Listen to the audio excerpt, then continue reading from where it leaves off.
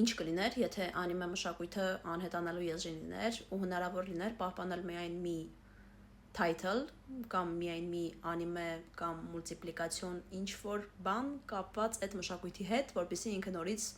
զարգանար, մեծանար ու դառնար այն, ինչ մենք ունենք ներկա պահին։ Պոկեմոններ։ Երևի թե նույնիսկ այն մարդիկ, ովքեր կյանքում կապ չեն ունեցել անիմեի հետ, երբեք չեն նայել պոկեմոնները, հաստատ գոնե մի անգամ լսել են իրաց մասին։ Որովհետև պոկեմոնների մասին կար ֆիշկեքով խաղ, կար մոբայլ խաղ, կար անիմե, կար մուլտ,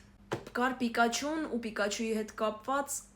ահավոր շատ ինչ-որ մուլտեր կամ ֆիլմեր։ Ընդ որում Պիկաչուի հենց առանձին նույնանուն ֆիլմը, որը ես նայել եմ կինոթատրոնում։ Ամեն դեպքում պոկեմոնները այդ երևի թե առաջին ու միակ սյունն է եղել անիմե մշակույթի, որը հանել է անիմեն համաշխարհային շուկա։ Ուրիշ սանդղակի վրա, որից հետո արդեն զարգացել է իրենց կուլտը,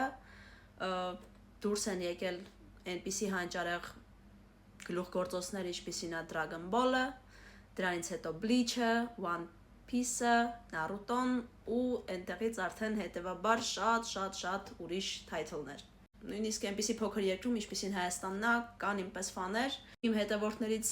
հասկանալով, ես մենակ չեմ ու մենք շատ ենք Հայաստանում։ Նույնիսկ փոքր Հայաստանում։ Կուլտովի անիմե, կուլտովի մուլտիպլիկացիա, որը այդքան էլ անիմե չի կոչվում, բայց անիմե է։